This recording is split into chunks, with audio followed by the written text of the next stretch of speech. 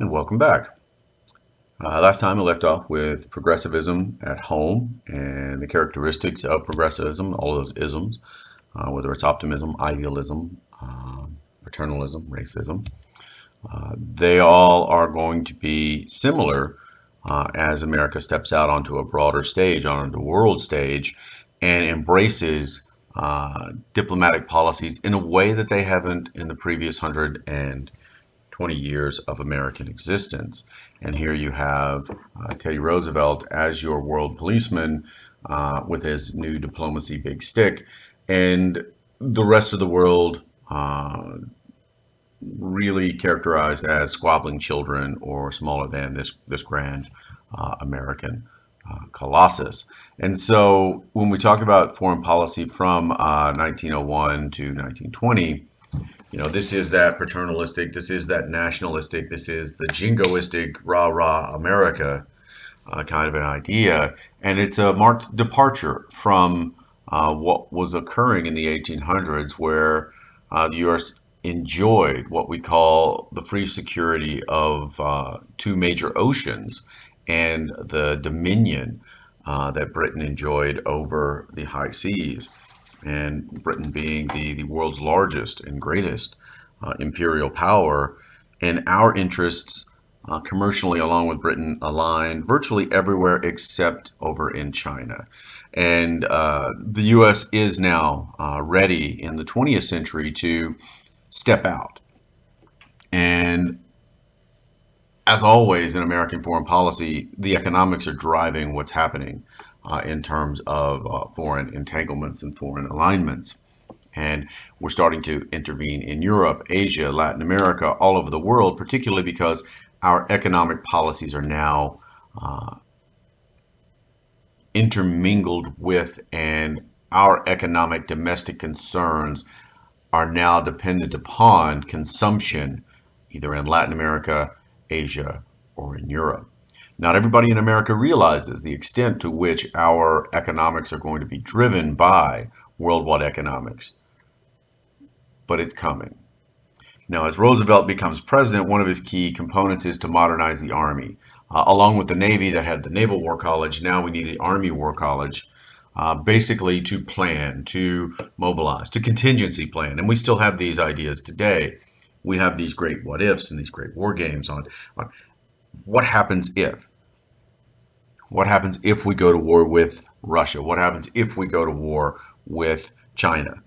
And we'll plan it out, we'll mock it out, we'll have plans and contingencies in place just to make sure everything goes the way we might want it to go. But that also makes us, particularly at this point, particularly in the early 1900s, rather myopic, because we can't step out our preconceived, or cannot step outside of our preconceived notions of how things are going to move forward. And again, we referenced this notion of a great white fleet, and Roosevelt is going to begin building of that, preparing the United States for empire, preparing them for the wider world. And that's the beginning of that great white fleet. That's the beginning of sending America from the doldrums, from the the lower echelon of the world rankings in terms of power, in terms of naval and military power. Now we're going to begin trying to take our position, as Roosevelt and others see, what position America needs to take on a greater world stage. Essential to the plan that Roosevelt has for us in terms of Navy, in terms of world dominion, is the building of a canal across the Isthmus of Panama. And this canal is necessitated by the simple fact that moving navies from the Pacific to the Atlantic costs too much time. All right, and so in the Spanish-American War, 71 days from the USS Oregon, departure of San Francisco to get to the Caribbean, we need to cut that in half. We need to be much more responsive in this lightning war. Now today, we solve these problems by having an Atlantic and a Pacific fleet. But in the early 1900s, when we don't have the money, we don't have the equipment, we don't have the manpower for that, we simply think about trying to build a canal. Now, we're negotiating with the British a treaty in 1901 about the building of a canal. And the British are willing to allow America to control it and allow to build it because mainly our international alliances combine and our alignments combine. And this notion that the special relationship between Britain and America that has been so tested in the last 15 or so years, 20 or so years, it's forming at this point, formed really in the late 1800s and moving forward, that both of our goals of consumer industrial production and the need for consumption and stability in the world fit. And so the question of where to build it is what's really going to be problematic. There have been plans to build it here in Nicaragua. It is a longer build but less mountainous. Panama shorter to build, but the terrain is much more challenging, equatorial jungles and mountains, and so it becomes an issue of where to build. Nicaragua a little bit flatter, but again still very challenging in terms of disease and heat. Okay. Now we send Secretary of Hay down to negotiate with the Colombians for a 99-year lease, a 6-mile wide canal zone with options for renewal. And America would pay Colombia $10 million for this 6-mile wide option and an annual payment of $250,000. However, the Colombian Senate senses that Roosevelt is rather anxious to get this done and rather eager to get this done, and perhaps he might be willing to spend a little bit more money. And so they reject the deal as an infringement upon the sovereignty of Colombia. And as you see it here, all of this was owned by the Panamanian Isthmus was owned by Colombia and controlled by Colombia. Now, for Roosevelt, it seems like the Colombians are trying to extort money from America. He calls them contemptible little creatures, and hence that the United States would not object if the Panamanians decided to rebel from Colombia. And hence this cartoon of Roosevelt here digging the canal himself, throwing the spoil from the canal zone onto Bogota, Colombia. And so really thumbing his nose at whom he believes are beneath him in terms of foreign policy. Now, to protect the Panamanian rebellion, we send the USS Nashville into Panama Harbor to make sure that Colombia doesn't try to retake this area. And then we negotiate a similar treaty with the Panamanians, guaranteeing Panamanian independence. And instead of a 6, we get a 10-mile canal zone for the same exact price. And then, of course, over the rest of the Roosevelt administration, you're going to start to build and dig the canal, which in and of itself is incredibly difficult. The terrain is difficult. The mountainous territory is difficult. The challenges, the engineering challenges of connecting the various lakes with the Pacific and the Atlantic Ocean.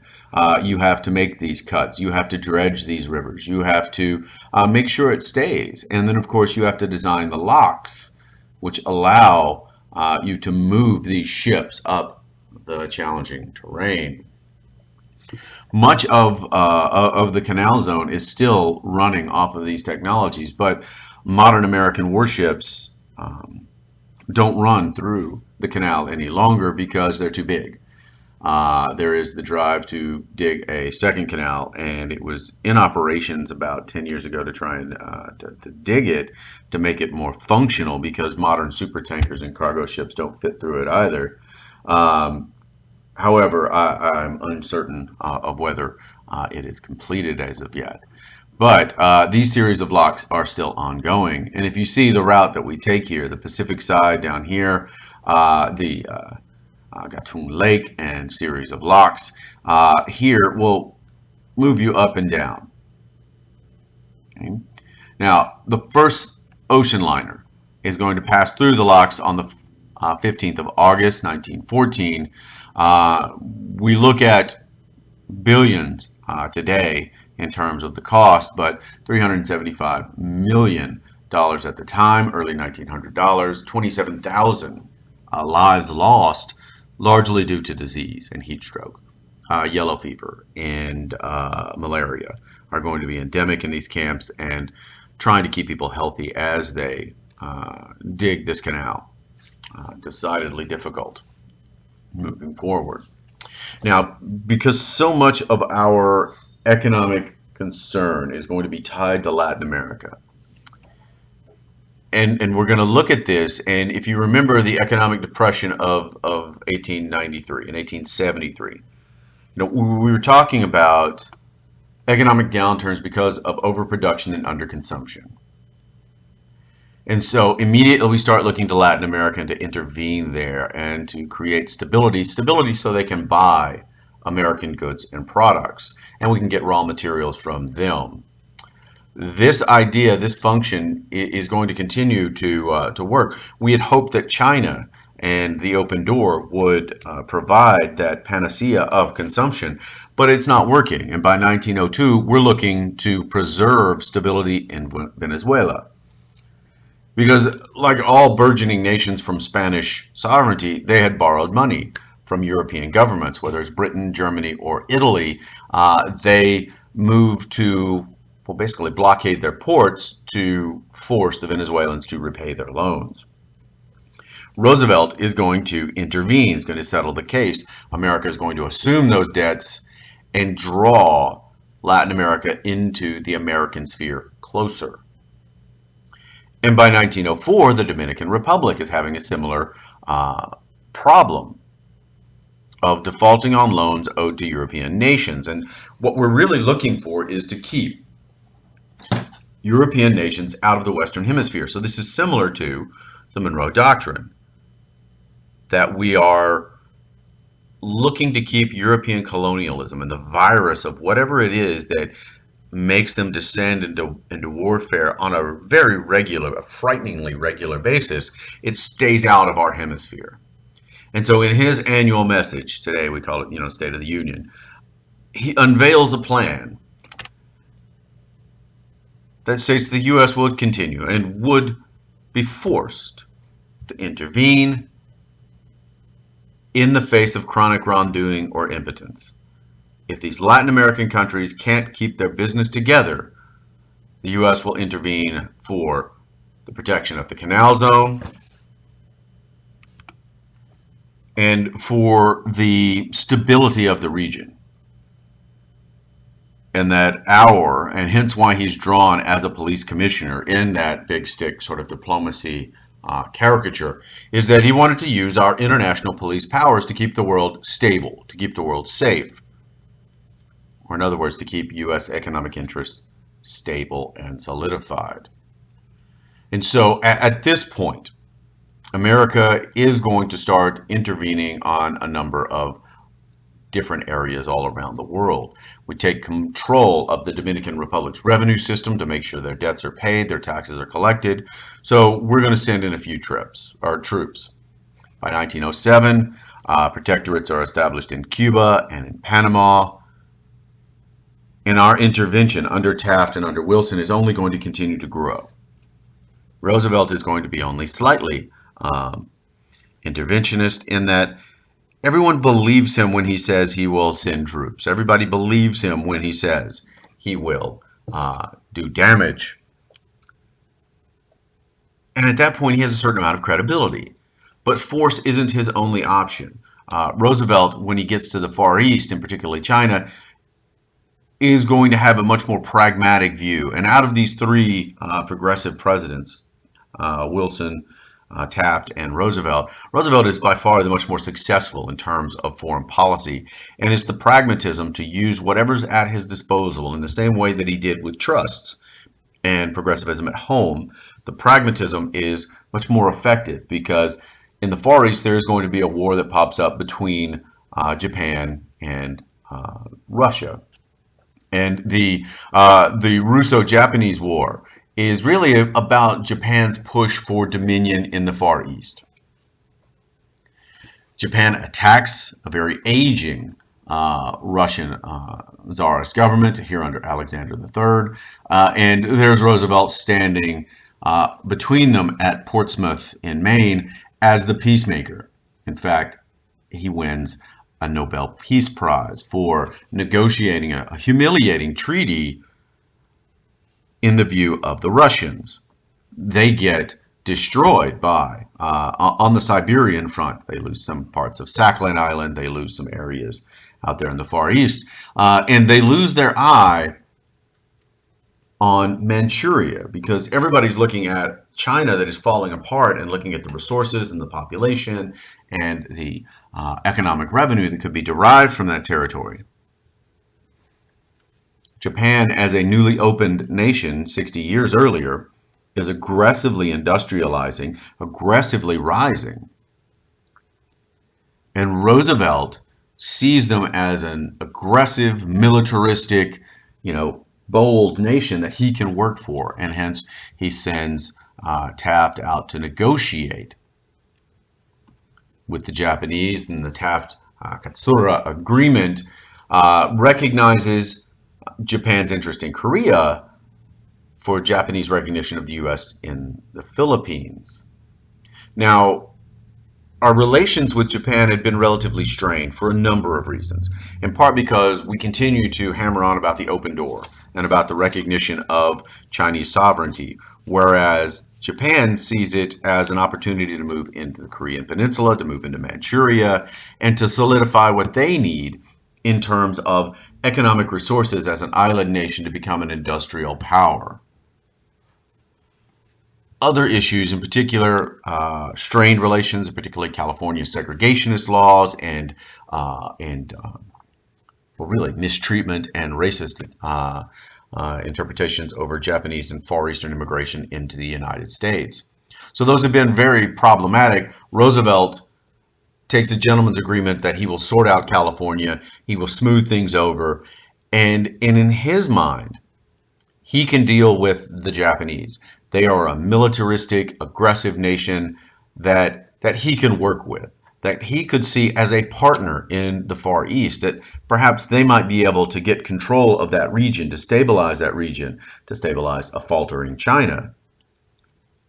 But of course, he doesn't want them to get the wrong idea, so these newly built ships of war, the Great White Fleet, is dispatched on a world tour in October of 1908. They make sure and spend an inordinate amount of time there in Tokyo Harbor, in Tokyo Bay, to make sure, look, we'll work with you and we'll be partners with you, but you got to make sure you learn your role and stay in your lane. You're the junior partner in this endeavor.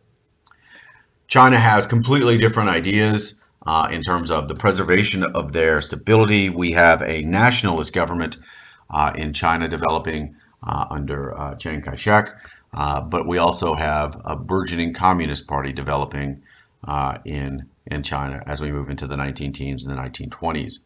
So those are going to be really the two forces in China that are going to be fighting for control.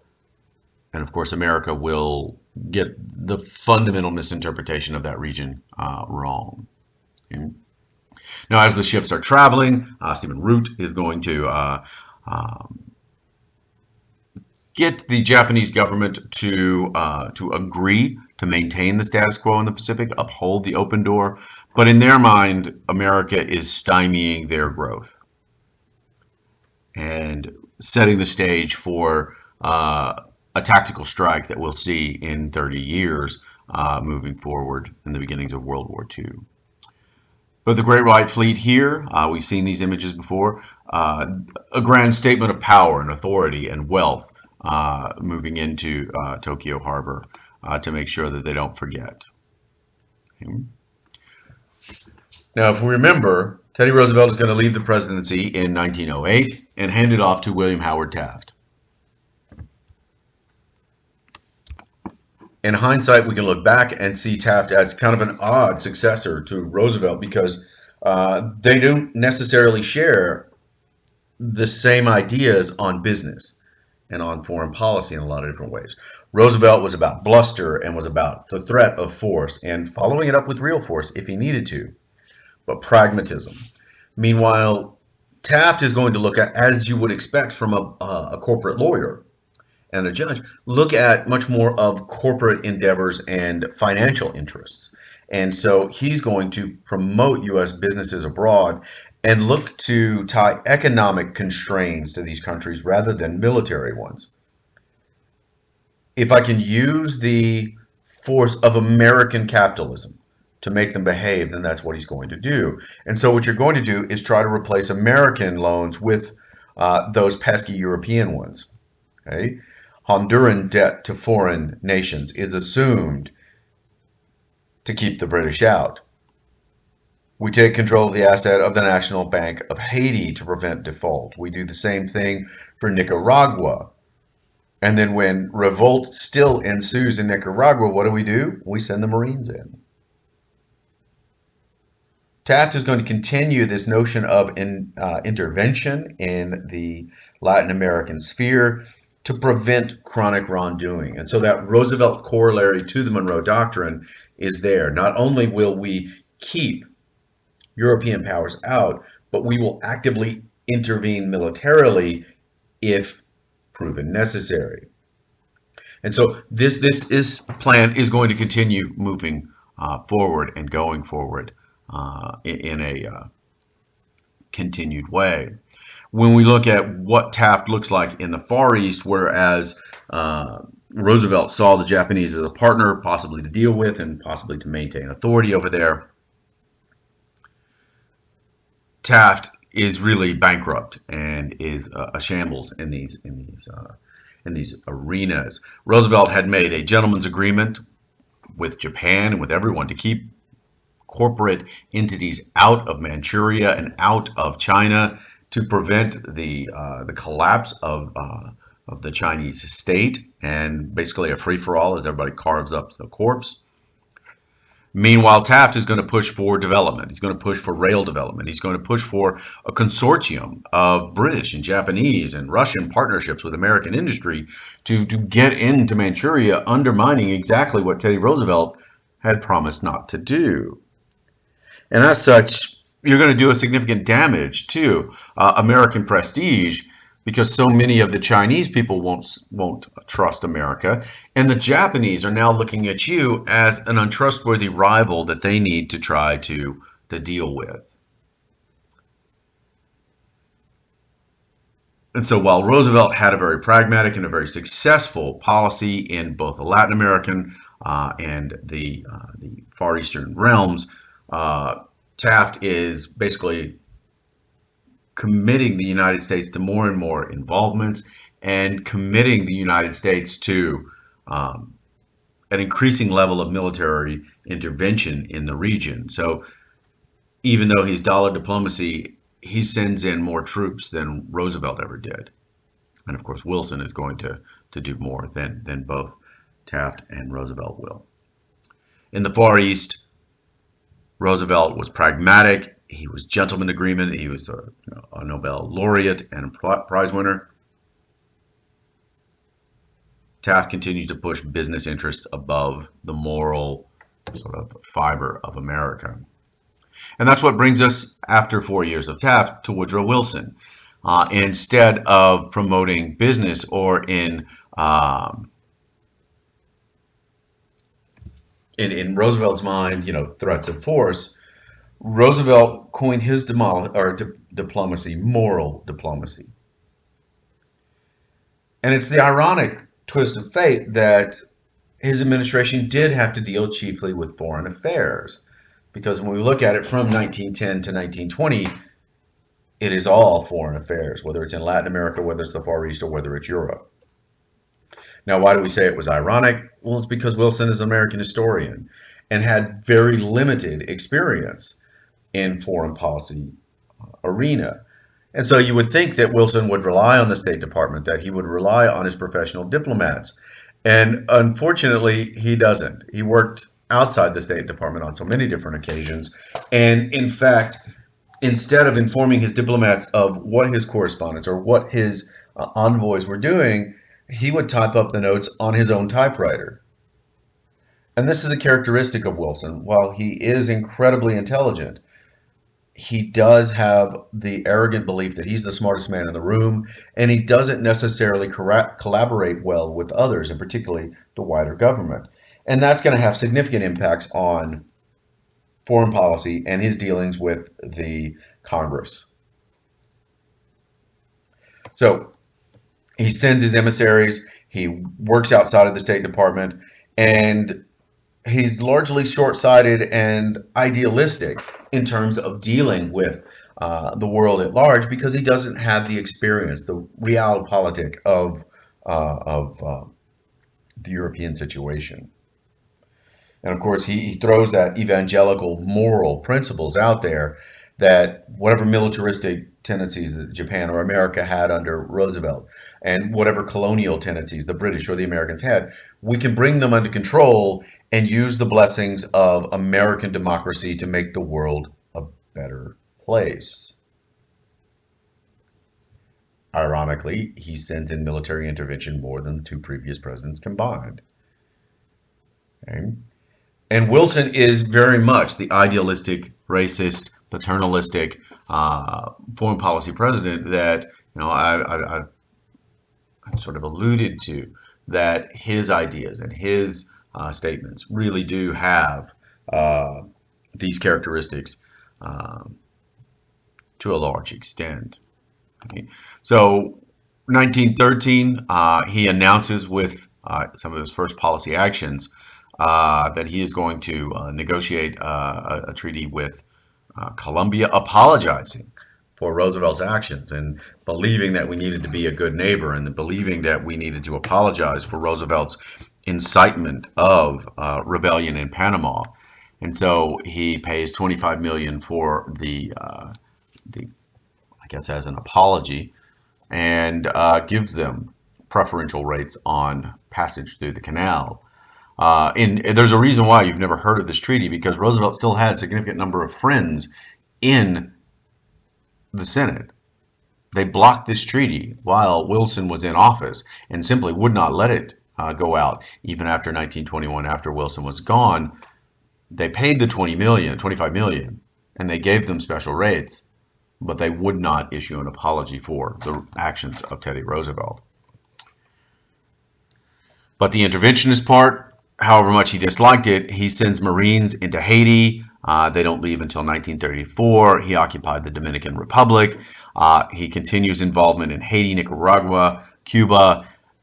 And in Mexico, you actually send General Pershing into Mexico in an armed conflict to try to capture Pancho Villa. And he wanted to, as Mexican politics is undergoing a significant period of revolution and usurpation and overthrow, that he wanted to teach the Mexicans to elect good men. Unfortunately, all he does is reveal how he views Mexico and how he views Latin America and all others that weren't American. And that's unfortunately going to be the story of the progressive era in Latin America. We're going to have rolling involvements all across the Latin American world. But this is our sphere. This is our market. This is our economic zone. And because we have a consumption problem in America, we're going to continue to focus on these regions here. Now, as 1914 dawns, what you've got is the onset of World War I. And Europe becomes the dominant sphere that consumes all of Wilson's presidency. Now, in Europe, you'd had a number of trends working for the last 15, 20 years. Included in this is the aggressive militarization of Germany. In German minds, they are taking their rightful, place amongst European powers. Industrially, they're trying to aggressively industrialize like Britain. They're trying to take their place, their role next to Britain in terms of world power and naval power in particular. And they're also trying to basically compete on an international stage, and the aggressive colonization of the wider world had really put Britain on edge. And it's an odd thing to think about, because Britain and Germany had been not historic rivals, but neither historic allies either. And it's going to, this aggressive militarization is going to push Britain into joining in 1904 an alliance with the French, the Entente Cordiale. So in 1904, there's an alliance between, well, actually it starts in 1980 or 1894, between the French and the Russians in this anti-German sort of pact. Britain joins in 1904, called the Entente Cordiale. And kind of ending 900 years of animosity between Britain and France. It was a revolutionary step. Meanwhile, Germany is aligned with the Austro-Hungarian Empire, sort of this history of Germanic peoples. So there's a lot of subcontext and layers to these nationalistic, ethnic problems that are wreaking havoc with European politics at the time. Meanwhile, Otto von Bismarck, who was the German chancellor in the early 1880s, had given a speech really announcing German intentions, where he talked about, the great questions, the military questions, the political questions aren't going to be answered by diplomacy. They're going to be answered by iron and blood, and hence it becomes known as this iron and blood speech. So everybody's looking at Germany and wondering, significantly wondering, of what the next step is going to be. Now, when we talk about Slavic versus Germanic, Germany and Austria, Germanic people. Slavic, we look at Serbia, we look at some of the Austro-Hungarian, the Hungarian sections of the Austro-Hungarian Empire, and Russia. And so Serbia had been in a long-standing conflict for independence with the Austro-Hungarian Empire. And the Austro-Hungarian Empire centered around, of course, this man here, okay, Archduke Franz Ferdinand. Okay. Now, Serbia is going to, by any means, by any assassinations, anarchical means, trying to undermine Austrian intents. And so on June 28th, while he is in Sarajevo, Archduke Ferdinand is going to be assassinated. Okay. Bosnians and Serbs working for an anarchical group called the Black Hand plot and plan a strategic assassination of Franz Ferdinand. Now, earlier in the morning, they had detonated a bomb next to his motorcade, and he was riding in an open-topped car, actually in this open-topped car. Now, they had missed Ferdinand. And Princeps, who sort of missed his opportunity, they had multiple assassination operatives working along the route, and they missed their chance earlier. They went into lockdown. Princeps is on the streets of Sarajevo and sees this car drive by. Ferdinand wanted to go to the hospital to visit the people that were wounded in an attempt to kill him. Unfortunately, the driver wasn't as familiar or made a wrong turn, and so as he was turning around, Princeps was able to walk up to the open-top car and fire into the car, killing both Ferdinand and his wife. Now, at this point, Ferdinand is dead. Austria sees a chance to destroy Serbia and Serbian pretensions to imperial designs or even nationhood and their nationalistic interests.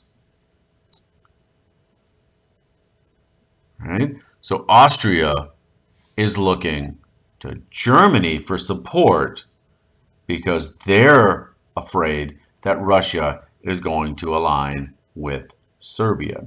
And here, I brought this map here for you. Okay? Now, the Austro-Hungarian Empire, the dual monarchy, Austrian and Hungarian. And the Serbs are claiming a historical kingdom, which is part of Austria and Hungary, right? At least at this time. So they're claiming this territory, and hence why they assassinate and are trying to undermine. Now, the Russians are going to have a common cause with their Slavic brethren in this region. They don't necessarily like the Germanic peoples of both Austria and Germany. Now, there's a couple of reasons why the Russians are going to get involved here and why they would join all of this.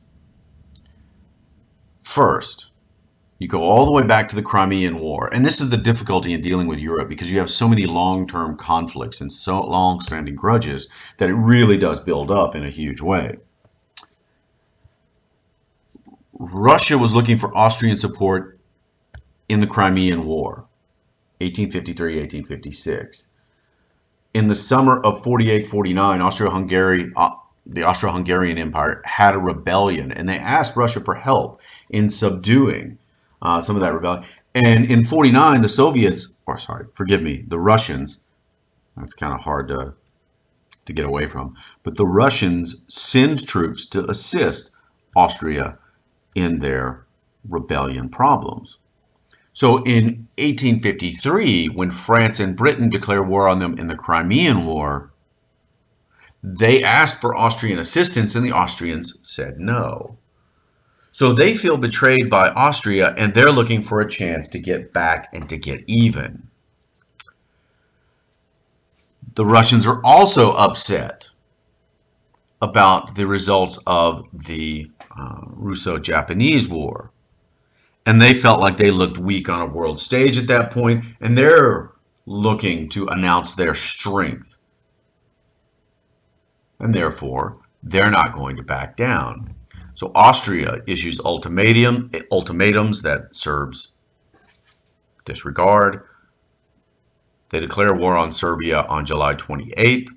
Russia mobilizes its forces on the next day, and they mobilize them not just along this Austro-Hungarian line. They mobilize them along the extent of German and Austro-Hungarian borders. To that point, Germany issues a call for them to stand down, demobilize.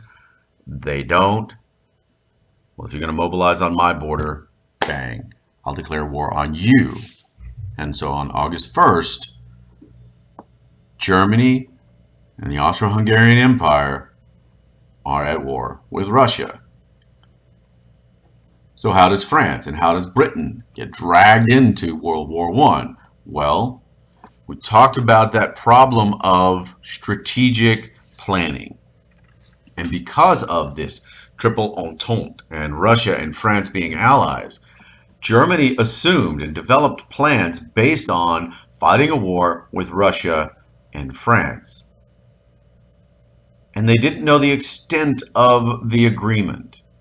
And so we didn't know what would provoke France on fighting on the side of Russia. We didn't know how far we could push. So we assumed the moment there was a shot fired on this frontier, the French would join. And so the Germans used their Schlieffen plan. Alfred von Schlieffen developed a plan to fight this two-front war. That you would lightning invade through the Netherlands and through Belgium and attack Paris and drag the French out of the war, compel them to surrender, and then redeploy against Russia. So on August 3rd, bang, lightning declaration. You asked for Belgian permission to go through their territory. They declined. You go anyway. Britain on August 4th declares war on Germany over violating Belgian neutrality. So on the 4th of August, all the great powers are at war.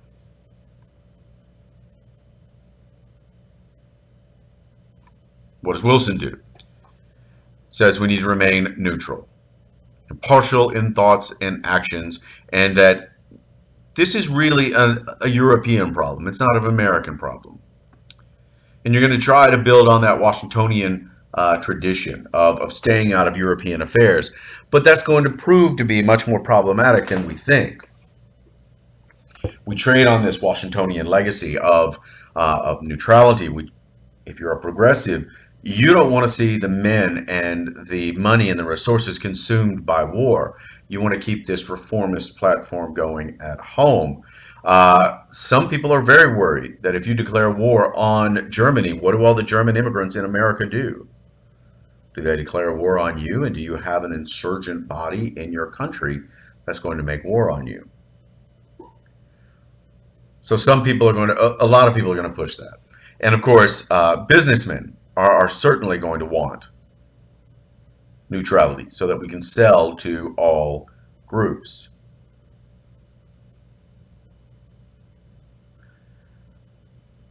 Some parts in Wilson's administration are going to want him to declare war, support Britain, support France. Others are going to want to stay neutral. And so Wilson's own administration is going to have divisions. Meanwhile, he's going to talk about the freedoms of the seas. He's going to talk about international law and that America is perfectly able to trade in all non-military goods with whomever they are, whether they're at war or not. So clearly, this is going to put America right in the crosshairs between two warring nations, though. Mainly because the British are the masters of the seas. So they're going to be intent on cutting off all military goods, all shipments going to Germany, going to the Austro-Hungarian Empire. So if America is going to try to trade with them, you can rest assured our ships are going to be stopped, seized, or harassed. Right? They're going to blockade all of the German ports. Right? And they're going to do everything that they can to starve out Germany. Meanwhile, Wilson will continue to talk about freedom of the seas and neutrality and our ability to trade wherever we want to trade. But at this point, the British are going to seize cargo. They are going to infringe upon our neutral rights. Now, they're very careful, the British are very careful not to upset Anglo-American relations while they are stopping American ships. They're going to pay for the cargoes that they're seizing. And they're going to issue apologies same day. Because on the outbreak of war, all of the transatlantic cables from Germany and their ability to send direct news instantaneously via telegraph lines is cut off. The British will preserve their own lines, but destroy the German lines. So there's going to be immediate response. Well, the British are very sorry. They disrupted our trade. They stopped this ship. They seized these essential war goods. But they said they were sorry and they paid for them, and they apologize. Same day apology, same day news. There's no real room for outrage. The Germans, however, are not going to be so lucky, and we'll see that shape our forms of outrage when it comes to what the British versus the Germans do. Okay? Now, for the Allies, the Germans do have ships, but they are harassed and harangued by the British naval fleet, which is the largest in the world. So Allied trade is unrestrained. They're going to purchase arms. They're going to purchase grain, clothing. Exports go up 350%. And Britain is going to enjoy the ability to borrow money from large American banks. Up to a couple of $1 billion are going to be loaned privately to both Britain and France. Now, if you're the Germans and you see someone extolling the virtues of neutrality, loaning your enemies money, and selling them unfettered access to all of the goods, you view them as the enemy, correct? And to that end, the Germans can't compete with British naval supremacy around the world, so they developed the U-boats, the Unterseeboots, submarines. Wilson, of course, is going to think it's an ignoble act and it violates the traditional rules of war. But instead of stopping, seizing, and or paying for, Germans are now just going to torpedo ships, sometimes without warning. Now, these early U-boats are relatively fragile. Okay, they can attack with stealth, they can be devastating.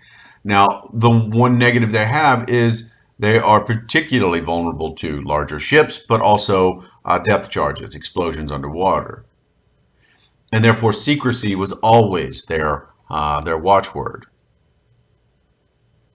The big problem for them comes at the Lusitania, which is sunk off the coast of the United Kingdom, and a number of civilians, and including a couple of hundred American civilians, are going to die in this sinking. Now, William Jennings Bryan, who was your Secretary of State, he had, on a number of occasions, or really urged Wilson to cut off American passengers from traveling on combatant ships. And the Lusitania was a passenger liner.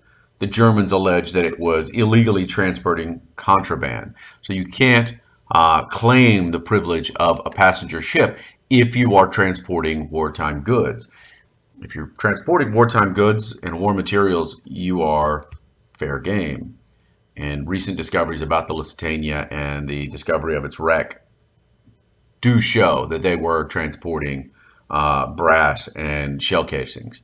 So, under the rules of war, such as they were at the time, the Germans were correct that they were violating neutral rights and/or freedom of the seas laws. However, Bryan's resignation is going to put into place Robert Lansing, who was much more pro-Allied, much more pro-war, and by 1916, Wilson is threatening to sever relations with Germany if they don't call off these attacks. The Kaiser does agree to this, but only as a stall tactic, only as a waiting tactic. Because right now, Germany doesn't believe that they're strong enough to fight both Britain, France, Russia, and the American nation. So what we have, Wilson starting to issue his foreign policy outlines and his discussion of his 14 points and peace without victory. This is the idealistic part of it all, taking up progressive reforms and ideas into Europe. That you wanted armed limitations, you wanted a League of Nations to settle these disputes before they get to this point, and that all of this was, of course, going to be under American leadership, and that everybody should listen to what America had to say on all of these issues. However, Germany is not going to see it that way. While Wilson is talking about his 14 points in peace without victory, Germany is going to declare unrestricted submarine warfare on any ship around the British Isles beginning February 1st. Neutral, belligerent, armed, unarmed, doesn't matter. If it floats, they're going to sink it. And now, why are they risking war? Well, they think that the French and the British are in trouble. The Russians, by 1917, are in revolution. And they think they can destroy all the other combatants before America can get mobilized and get troops across. So that's why Germany at this point is willing to take the risk. However, they underestimate the problems of bad propaganda and leaked intelligence. Because in February, American policy on this war, which had been lukewarm prior to, is going to get a resounding shot in the arm and uptick. Because a telegram comes out called the Zimmermann telegram. A German diplomat sending it to Mexico, promising the return of Texas, New Mexico, Arizona, if Mexico would attack the U.S. from the south. Now, this creates a massive stir in American popular opinion. By the 12th of March to the 21st, U.S. ships availing themselves of their freedom of the seas are going to be sunk in and around Britain. By April, the call for a declaration of war is brought forward. And of course, by April 6th, we have that declaration. And it is signed by Wilson, calling this a war for morality, for honor, for commerce, to make the world safe for democracy. And also, rather cynically, to make sure that we have access to the post-war peace conference, no matter who wins. We assume we're going to be on the winning side, but we want to make sure that we have access to the European markets and the economic recovery that's going to come, because this is a 4-year grinding, destroying conflict that has devastated Europe. And so America wants a vote and wants a part to play in the economic recovery after. Now we got to get America mobilized. Okay, so we're going to start with the Selective Service Act of 1917, and we're going to register these men for selection to go to war. Millions are going to sign up. By the end of the war, 24 million had signed up, and an enormous number of these men are going to get deferments, so they continue to work in industrial sectors. Now, who was your typical doughboy? Well, they were young, American-born, a lot of times rural, poorly educated. But we do have 400,000 African Americans that are going to serve in the United States Army. Unfortunately, for the most part, in menial jobs and custodial and segregated units. But 40,000 African Americans are going to escape the South in America and see what life is like in places that are not Jim Crow, that are not the South, and that are not America. That's going to have an enormous impact of how they feel about their country when they return. And those are consequences of service that we will continue to look at moving forward. So, does anybody know why they call them doughboys?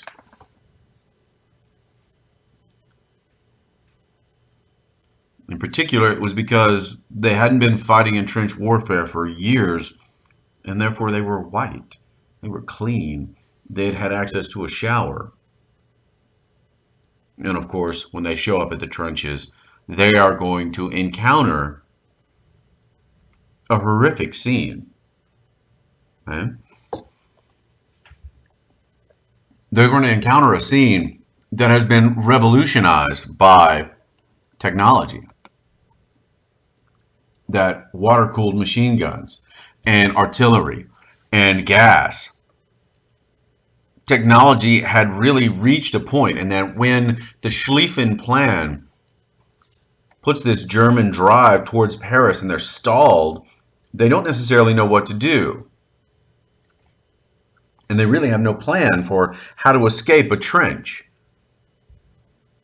So they dig, and then they fire shots across each other. Barbed wire is laced in between this no man's land, and they use artillery and they use gas, so you dig deeper and you dig more elaborate tunnels. Periodically, unimaginatively and catastrophically deadly to the soldiers, you blow a whistle, everybody piles over, and you try to storm that line. That would have worked with your simple bolt-action rifles. But to a water-cooled machine gun that is belt-fed, you're just lining people up, lambs to the slaughter. And the offensives and the movements and the maneuvers that fighting had previously been based on, they're not there. Sites like the Somme or the Battle of Verdun are going to kill hundreds of thousands of people over the period of months as you're locked inescapably from these trench warfare situations. You wind up with the consequences of basically soldiers in close company with each other and the unhygienic effects.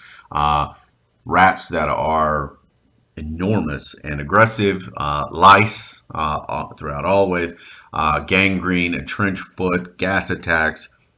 All of this is going to become a horrific scene that people really aren't ready for as we begin World War I.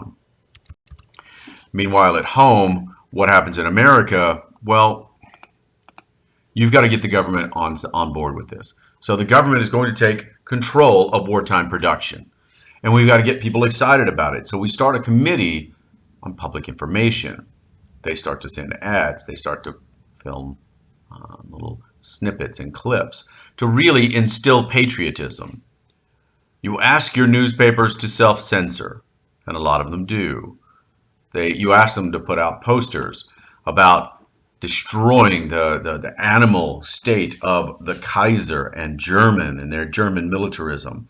And here you have Europe over here in ruins, and of course the militaristic German despoiling America, and everybody needs to enlist. You can beat back the Hun, again, this menacing Hun, with war bonds and liberty bonds. Or if you're a knitter, your boys need socks. Knit your bit, and everybody does their part. You really are trying to get everybody on board with the wartime effort.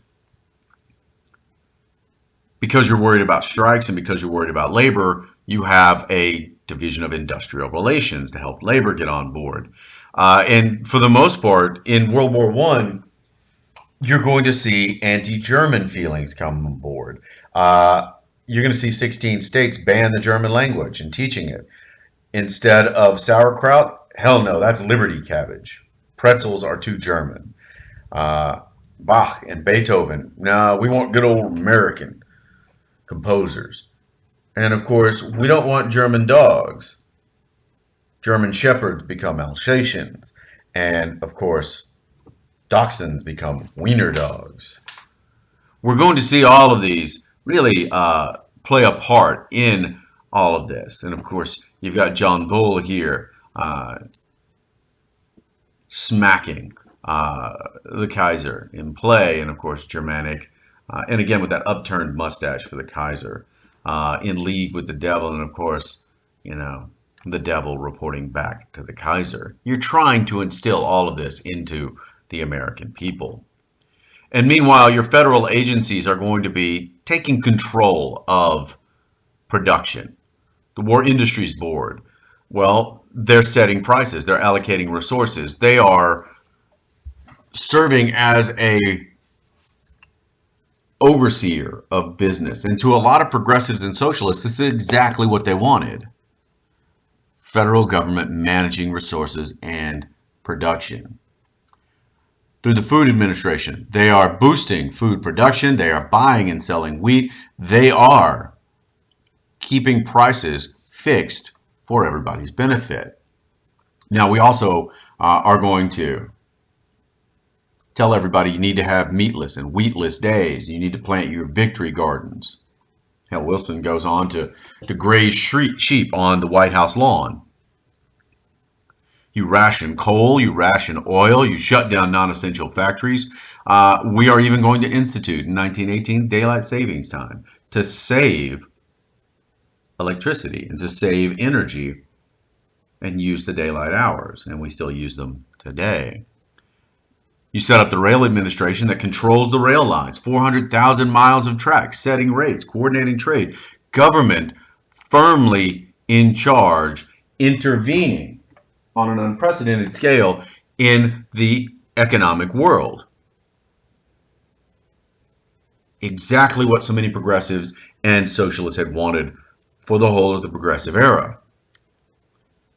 Meanwhile, on the home front, you're going to see the War Labor Board get involved. They're going to set wages and hours. They're going to discourage strikes. They'll allow you to organize. And we're even going to support women and African American labor, moving to where the jobs are needed, moving to the Rust Belt of today to produce cars, to produce the needs of a new military. And again, just like the 40,000 that go to France and come home, 50,000 or 500,000 African Americans are going to move out of the Old South and discover not everywhere is like Alabama and Mississippi and Georgia. This is going to alter the expectations of a post-war world, and we'll see that flourish in the 20s. But all told, the U.S. is fired up economically. They went into the war as a debtor nation, owing $3 billion to European creditors. Now, by the end of the war, $10 billion is owed by Europe and $3 billion in private debts. So Europe was our creditor. Now they owe us money. And so the U.S. goes full activation of their economy. and goes from a debtor to a creditor nation over the span of a few years. Now, at home, we're going to see pictures like this. And again, spider's web out there. The web is spun for you.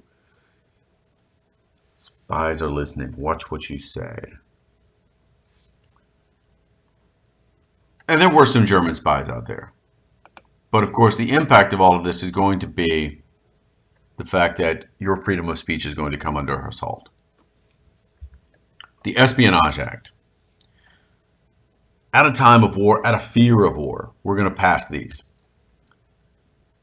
And it says, of course, encouraging or obstructing, encouraging disloyalty, obstructing recruitment. You can see 20 years for that. Postmaster General is allowed to censor your mail that violated the Espionage Act. 1918, the Sedition Act is passed. Harsh penalties for anyone using disloyal, profane, or abusive language. 2,000 people are arrested during all of this. It's appealed to the Supreme Court. And of course, the Supreme Court will issue a ruling that says, of course, free speech can be limited if it presented a clear and present danger. Now, of course, who interprets what constitutes a clear and present danger? That's going to be up to law enforcement. So our civil liberties in times of war are always going to be put under threat, in part because of the safety of our soldiers is paramount, or at least to the government. There are German spies, but it's clearly beyond and enforced beyond. It's part of this jingoistic, nationalistic backlash that always happens when America goes to war. Okay? There are the spies, but nothing this level of repression could warrant. And of course, we're going to take the opportunity to just crush the socialists in any way we can. Eugene V. Debs is imprisoned for denouncing this war and capitalism. And meanwhile, we look over there and we see Debs denouncing the war and denouncing capitalism. Who do we see doing the same thing? The communists in Russia in 1917, and the Bolsheviks, and Lenin, and Trotsky, Bukharin. They're denouncing the capitalist nature of this war. And so we're going to see the beginnings of our first Red Scare following the Bolshevik Revolution in 1917 and the solidification of it in 1919. Meanwhile, we're going to assume that communists are looking to export revolution all around the world, which means America is, of course, under threat and under danger. In the end, Wilson is going to debut his 14 points in 1918, touring around Europe as the war continues to drag on. He doesn't want a punitive settlement. What he wants is an idealistic peace without victory idea. Unfortunately, Britain and France have lost hundreds of thousands of men each, endured 4 years of suffering, and America's only been in this war for really a year, hasn't lost much, no destruction to its country. They have no interest in non-destructive, non-punitive. But the Germans hear Wilson's 14 points. They like the idea of peace without victory. They like the idea. They overthrow the Kaiser. They establish a new government based on a Frankfurt Constitution in the mid 1800s, and they sue for peace. And peace negotiations follow an armistice on 11/11 at 11 o'clock. Wilson's selling his 14 points. Britain and France want Germany broke, busted, and crippled, and they want all their colonial holdings as well. Wilson, when he shows up at Versailles, is going to have to, well, basically cave on particularly the ideas in the 14 points about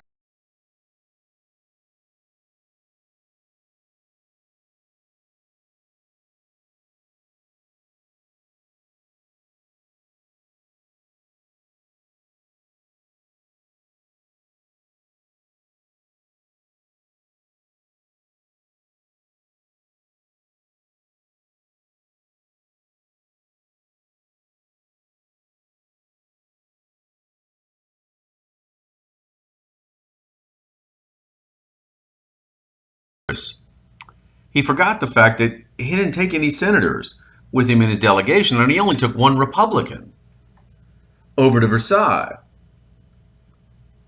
And of course, the Republicans are in control of the Senate, and senators approve all treaties.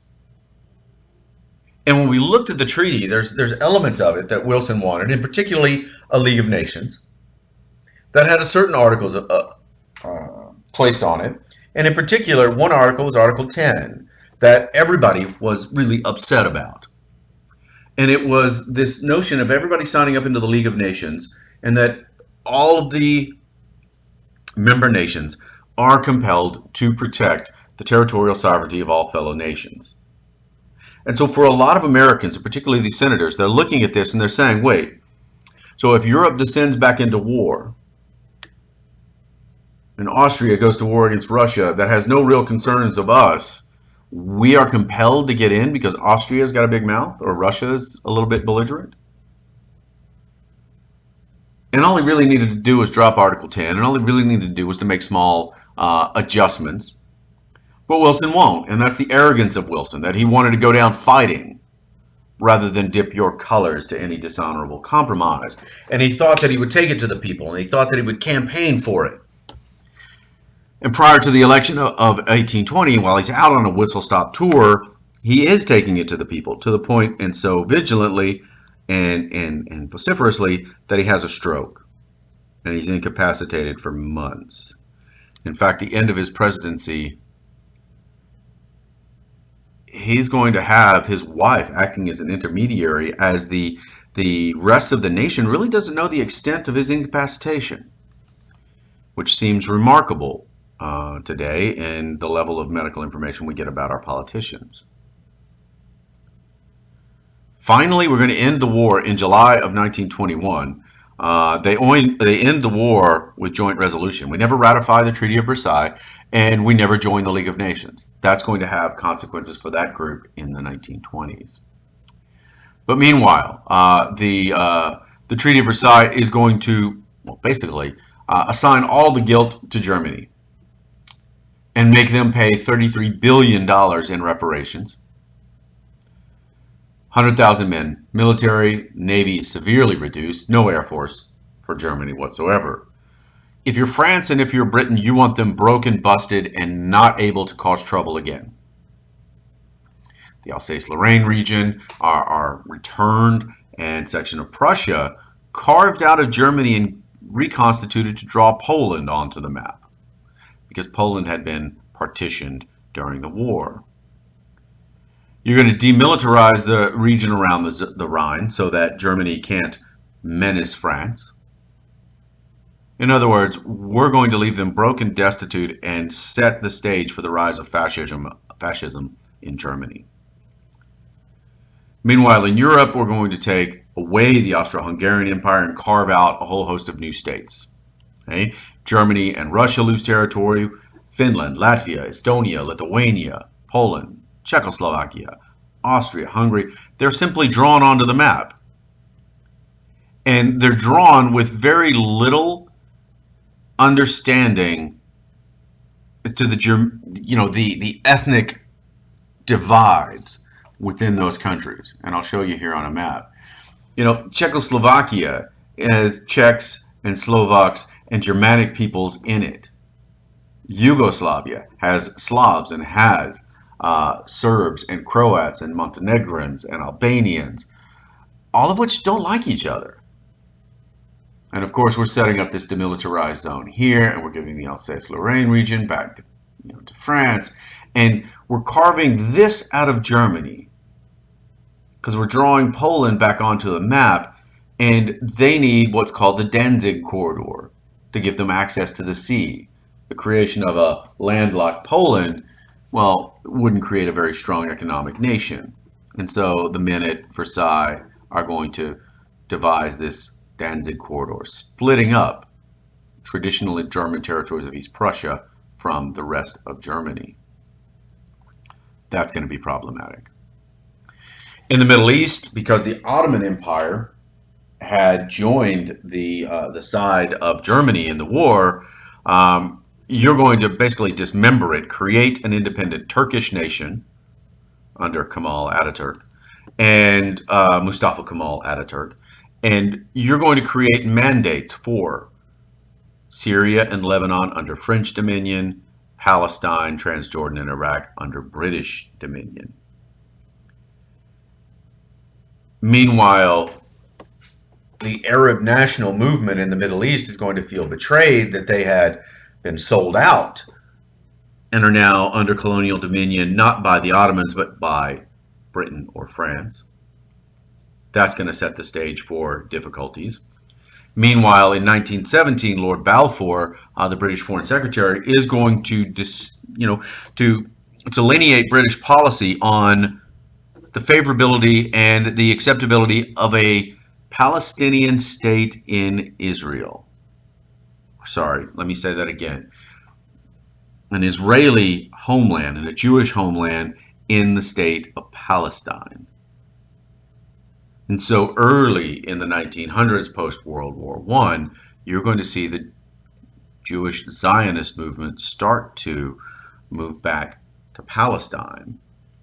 In 1920, there's probably about 10% of Palestine was Jewish. By 1940, 1945, 1950, you're looking at 40 to 50%. So there's a significant migration of Jewish population to Palestine, which is going to cause problems that we still see today. But on the domestic front, what did we do to progressivism?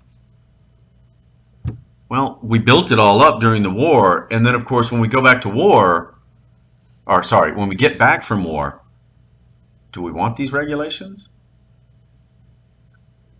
Do we want government involvement? Or do we want to get back to the business of America being business? When you look at the death and you look at the loss and you look at the horror of the war, you're going to see significant bitterness and anger over all of this. And in 1920, the election cry is going to be the return to normalcy. And normalcy wasn't even a word at that point. But you say it enough times, you can create a word in the English variety. And so a return to normalcy is going to be our drive, and Warren G. Harding is going to let the 20s roar, and we'll see the greatest consumer spending spree in the early 20s, followed by the Great Depression. So we forget about the progressive spirit, we forget about government interaction and government regulation, and progressivism is going to go on hold for a decade. It'll be brought back by Franklin Delano Roosevelt, but that's for another lecture and that's for another time.